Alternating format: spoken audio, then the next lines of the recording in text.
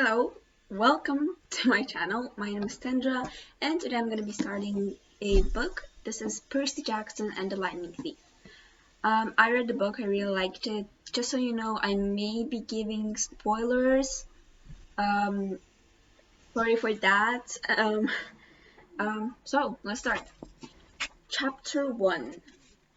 I accidentally vaporized my pre-algebra teacher. Look, I didn't want to be a half-blood. If you're reading this because you think you might be one, my advice is, close this book right now, believe whatever lie your mom or your dad told you about your birth, and try to lead a normal life. Being a half-blood, it's dangerous, it's scary. Most of the time, it gets you killed in painful, nasty ways. If you're a normal kid, reading this because you think it's fiction, great. Read on. I envy you for being able to believe that none of this ever happened. But if you recognize yourself in these pages, if you feel something stirring inside, stop reading immediately. You might be one of us. And once you know that, it's only a matter of time before they sense it too. And they'll come for you. Don't say I didn't warn you. My name is Percy Jackson. I'm 12 years old. Until a few months ago, I was a boarding student at Yancey Academy, a private school for troubled kids in upstate New York. Am I a troubled kid? Yeah, you could say that. I could start at any point in my short, miserable life to prove it, but things really started going bad last May, when our 6th grade class took a field trip to Manhattan. 28 mental case kids and 2 teachers on a yellow school bus, heading to the Metropolitan Museum of Art to look at ancient Greek and Roman stuff. I know, it sounds like torture. Most Yancey field trips were, but Mr. Brunner, our Latin teacher, was leading this trip, so I had hopes. Mr. Brunner was this middle-aged guy in a motorized wheelchair. He had thinning hair and scruffy beard and a frayed tweed jacket, which always smelled like coffee.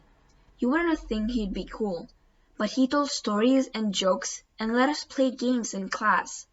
He also had this awesome collection of Roman armor and weapons, so he was the only teacher whose class didn't put me to sleep. I hoped the trip would be okay, at least I hoped that for once I wouldn't get in trouble. Boy, was I wrong. See, bad things happened to me on field trip, like at my 5th grade school when we went to Saratoga battlefield. I had this accident with a Revolutionary War cannon. I wasn't aiming for the school bus, but of course, I got expelled anyway. And before that, at my 4th grade school, when we took a behind-the-scenes tour of Marine World Shark Pool, I sort of hit the wrong lever on the catwalk, and our class took an unplanned swim. And the time before that, well, you get the idea. This trip, I was determined to be good. All the way into the city, I put up with Nancy Bobofit, the freaky red-headed kleptomanic girl, hitting my best friend, Grover, in the back of the head with chunks of peanut butter and ketchup sandwich. Grover was an easy target. He was scrawny. He cried when he got frustrated. He must have been held back several grades because he was the only 6th grader with acne and the start of a wispy beard on his chin. On top of all that, he was crippled. He had a note excusing him from PE for the rest of his life because he had some kind of muscular disease in his legs. He walked funny, like every step hurt him, but don't let that fool you. You should have seen him run when it was enchiladas day in the cafeteria. Anyway, Nancy Bobofit was frying wads of sandwich that stuck in his curly brown hair. And she knew I couldn't do anything back to her, because I was already on probation. The headmaster had threatened me with death by in-school suspension if anything bad, embarrassing, or even mildly entertaining happened on this trip. I'm going to kill her, I mumbled. Grover tried to calm me down. It's okay. I like peanut butter. He dodged another piece of Yancey's lunch. That's it. I started to get up, but Grover pulled me back to my seat. "You're already on probation," he reminded me. "You know who'll get blamed if anything happens." Looking back on it, I wish I'd decked Nancy Bobofet right then and there. And school suspension would have been nothing compared to the mess I was about to get myself into. Mr. Brunner led the museum tour. He rode up in front in his wheelchair, guiding us through the big echoing galleries, past marble statues and glass cases, full of really old black and orange pottery. It blew my mind that this stuff had survived for 2,000, 3,000 years. He gathered us around the 4-meter-tall stone column, with the big sphinx on the top, and started telling us how it was a grave marker. A stele, for a girl about our age. He told us about the carving on the sides. I was trying to listen to what he had to say, because it was kind of interesting, but everybody around me was talking, and every time I told them to shut up, the other chaperone, Mrs. Dodds, would give me the evil eye. Mrs. Dodds was this little math teacher from Georgia, who always wore a black leather jacket even though she was 50 years old. She looked mean enough to ride a Harley right into your locker. She had come to Yancey halfway through the year, when our last math teacher had a nervous breakdown. From her first day, Mrs. Dodds loved Nancy Bobofet and figured I was a devil spawn. She would point her crooked finger at me and say, "Now, honey." Really sweet, and I know I was going to get after-school detention for a month. One time, after she made me erase answers out of old math workbooks until midnight, I told Grover I didn't think Mrs. Dawes was human. He looked at me real serious and said, "You're absolutely right." Mr. Brunner kept talking about Greek funeral art. Finally, Nancy Bobofet snickered something about a naked guy on the stele, and I turned around and said, "Will you shut up?" It came louder than I meant it to. The whole group laughed. Mr. Brunner stopped his story. "Mr. Jackson," he said, "did you have a comment?" My face was totally red. I said, "No, sir." Mr. Brunner pointed to one of the pictures on the stele. "Perhaps you'll tell us what this picture represents?"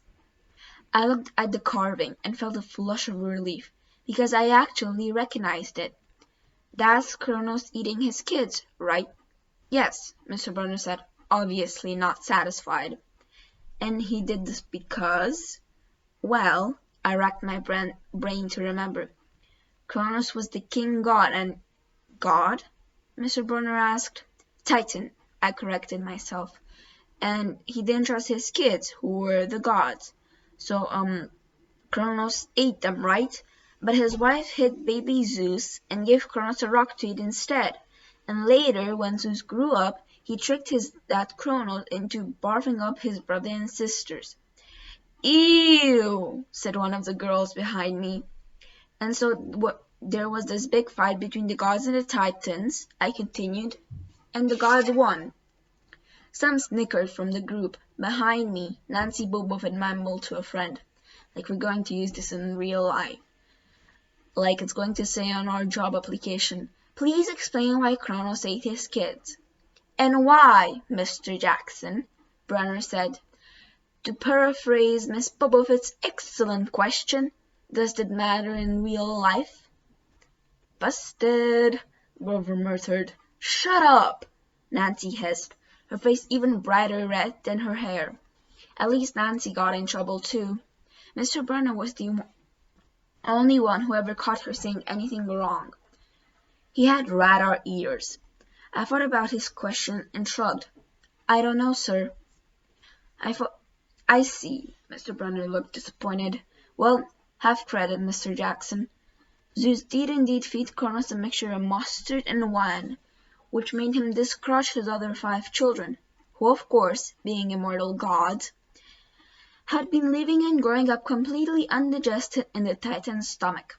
The gods defeated their father, sliced him to pieces with his own sai, and scattered his remains in Tartarus, the darkest part of the underworld. On that happy note, it's time for lunch. Mrs. Dodds, will you lead us back inside?" The class drifted off, the girls holding their stomach, the guys pushing each other around and acting like doofuses. Grover and I were about to follow when Mr. Brunner said, "Mr. Jackson." I told Grover to keep going. Then I turned toward Mr. Brunner. "Sir?" Mr. Brunner had this look that wouldn't let you go. Intense brown eyes that could have been 1,000 years old, and had seen everything. "You must learn the answer to my question," Mr. Brunner told me. "About the Titans, about real life, and how your studies apply to it." "Oh." "What you learn from me," he said, "is vitally important. I expect you to treat it as such. I will expect only the best from you, Percy Jackson." I wanted to get angry. This guy pushed me so hard. I mean, sure, it was kind of cool on tournament days when he dressed up in a suit of Roman armor and shouted, "What ho!" and challenged a sword point against chalk to run to the board and name every Greek and Roman person who had ever lived, their mother, and what god they worshipped. But Mr. Brunner expected me to be as good as everybody else, despite the fact that I have dyslexia and attention deficit disorder, and I had never made about a C- in my life. No, he didn't expect me to be as good. He expected me to be better. And I just couldn't learn all those names and facts, much less spell them correctly. I mumbled something about trying harder while Mr. Brunner took one long sad look at the stele, like he'd been at this girl's funeral. He told me to go outside and eat my lunch. The class gathered on the front steps of the museum, where we could watch the foot traffic along Fifth Avenue. Overhead, a huge storm was brewing, with clouds blacker than I'd ever seen over the city. I figured maybe it was global warming or something, because the weather all across New York's state had been weird since Christmas. We'd had massive snowstorms, flooding, wildfires from lightning strikes. I wouldn't have been surprised if this was a hurricane blowing in. Nobody else seemed to notice. Some of the guys were belting pigeons with lunch table crackers. Nancy Bobuffet was trying to pickpocket something from a lady's bag, and of course, Mr. Dodds wasn't seeing a thing. Grover and I sat on the edge of the fountain, away from the others. We thought that maybe if we did that, everybody wouldn't know we were from that school, the school for loser freaks who couldn't make it elsewhere. "Detention?" Grover asked. "Nah," I said. "Not from Brunner. I just wish he'd lay off me sometimes. I mean, I'm not a genius." Grover didn't say anything for a while. Then, when I thought he was going to give me some deep philosophical comment to make me feel better, he said, "Can I have your apple?" I didn't have much of an appetite, so I let him take it. I watched the stream of cabs going down Fifth Avenue, and thought about my mom's apartment, only a little ways uptown from where we sat. I hadn't seen her since Christmas. I wanted so bad to jump in a taxi and head home. She'd hug me and be glad to see me, but she'd be disappointed too. She'd send me right back to Yancey, remind me that I had to try harder, even if this was my 6th school in 6 years. And I was probably going to be kicked out again. I wouldn't be able to stand the sad look she'd give me. Mr. Brunner parked his wheelchair at the base of the handicap ramp. He ate celery while he read a paperback novel. A red umbrella stuck up from the back of his chair, making it look like a motorized coffee table. I was about to unwrap my sandwich when Nancy Bobuffet appeared in front of me with her ugly friends. I guess she'd gotten tired of stealing from the tourists, and dumped her half-eaten lunch in Grover's lap. "Oops!" She grinned at me with her crooked teeth. Her freckles were orange, as if somebody had spray-painted her with liquid Cheetos. I tried to stay cool. The school counselor had told me a million times, "Count to 10, Get control of your temper. But I was so mad my mind went blank. A wave roared in my ears. I don't remember touching her, but the next thing I knew, Nancy was sitting on her butt in the fountain screaming, "Percy pushed me!" Mrs. Dodds materialized next to us. Some of the kids were whispering, "Did you see? The water, like it grabbed her." I didn't know what they were talking about. All I knew was that I was in trouble again. As soon as Mrs. Dodds was sure poor little Nancy was okay, promising to get her a new t-shirt at the museum gift shop, etc., etc., Mrs. Dodds turned on me. There was a triumphant fire in her eyes, as if I'd done something she'd been waiting for all semester. "No, honey." "I know," I grumbled. "A month erasing textbooks." That wasn't the right thing to say. "Come with me," Mrs. Dodds said. "Wait!" Grover yelped. "It was me. I pushed her." I stared at him, stunned. I couldn't believe he was trying to cover for me. Mrs. Dodds scared Grover to death. She glared at him so hard his whiskery chin trembled. "I don't think so, Mr. Underwood," she said. "But you will stay here." Grover looked at me desperately. "It's okay, ma'am," I told him. "Thanks for trying." "Honey!" Mrs. Dodds barked at me. "Now!" Nancy Bobo smirked. I gave her my the looks "I'll kill you later" stare. I then turned to face Mrs. Dodds, but she wasn't there. She was standing at the museum entrance, way at the top of the steps, gesturing impatiently at me to come on. How'd she get there so fast? I have moments like that a lot. When my brain falls asleep or something, and the next thing I know, I've missed something. As if a puzzle piece fell out of the universe and left me staring at the blank place behind it. The school counselor told me this was part of my ADHD, my brain misinterpreting things. I wasn't so sure. I went after Mrs. Dodds. Halfway up the steps, I glanced back at Grover. He was looking pale, cutting his eyes between me and Mr. Brunner, like he wanted Mr. Brunner to notice what was going on. But Mr. Brunner was absorbed in his novel. I looked back up. Mrs. Dawes had disappeared again. She was now inside the building at the end of the entrance hall. Okay, I thought, she's going to make me buy a new t-shirt for Nancy at a gift shop. But apparently, that wasn't the plan. I followed her deeper in the museum. When I finally caught up to her, we were back in the Greek and Roman section. Except for us, the gallery was empty.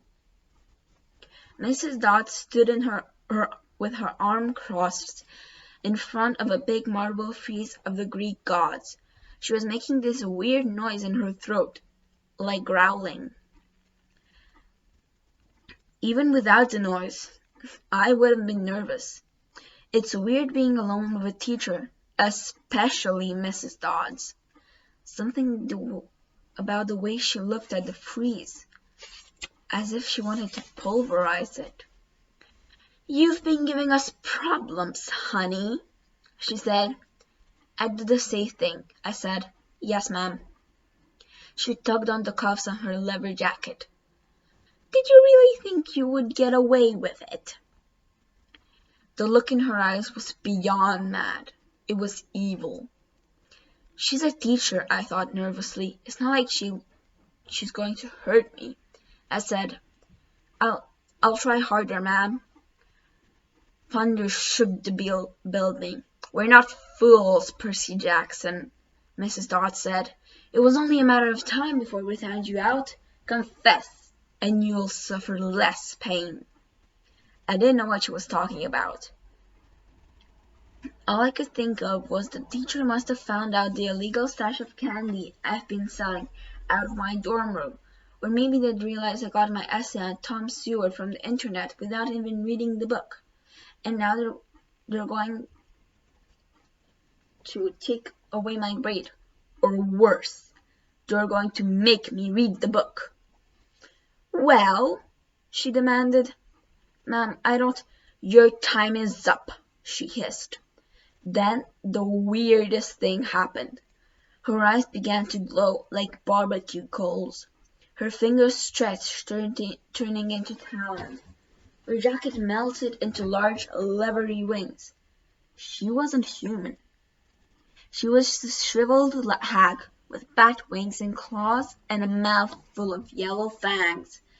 And she was about to slice me to ribbons. Then things got even stranger. Mr. Brunner, who'd been out in front of the museum a minute before, wheeled his chair into the doorway of the gallery, holding a pen in his hand. "What ho, Percy!" he shouted, and tossed the pen through the air. Mrs. Dodds lunged at me. With a yelp, I dodged and felt talons slash the air next to my ear. I snatched the ballpoint pen out of the air, but when it hit my hand, it wasn't a pen anymore. It was a sword. Mr. Brunner's bronze sword, which he always used on tournament days. Mrs. Dodds spun towards me with a murderous look in her eyes. My knees were jelly. My hands were shaking so bad I almost dropped the sword.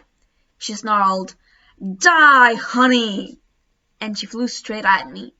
Absolute terror ran through my body. I did the only thing that came natural. I swung the sword. Mrs. Dodds was the metal blade hit her shoulder and passed clean through the body, as she were made of water. Hiss! Mrs. Dodds was a sandcastle in a powder fan. She exploded into yellow powder, vaporized on the spot, leaving nothing but the smell of sulphur and a dying screech, and the chill of evil in the air, as if those glowing red eyes were still watching me. I was alone. There was a ballpoint pen in my hand. Mr. Brunner wasn't there. Nobody was there but me. My hands were still trembling. My lunch must have been contaminated with magic mushrooms or something. Had I imagined the whole thing? I went back outside. It had started to rain. Grover was sitting by the fountain, a museum map tented over his head. Nancy Bobofit was still standing there, soaked from her swim in the fountain, grumbling to her ugly friend. When she saw me, she said, "I hope Mrs. Care whipped your butt." I said, "Who?" "Our teacher, duh." I blinked. We had no teacher named Mrs. Care. I asked Nancy what she was talking about. She just rolled her eyes and turned away. I asked Grover where Mrs. Dodds was. He asked, "Who?"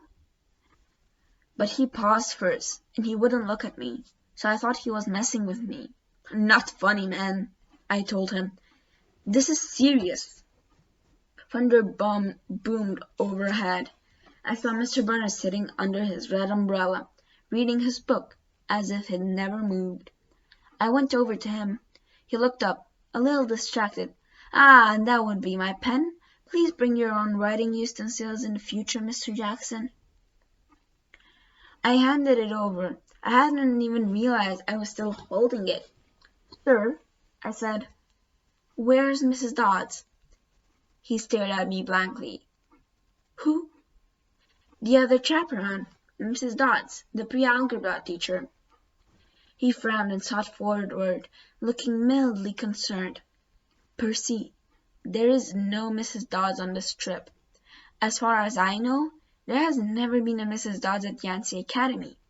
Are you feeling all right?" And that is it for chapter 1. So, yeah. I have nothing to say about it. Hope you liked it, and hope to see you next time. Bye!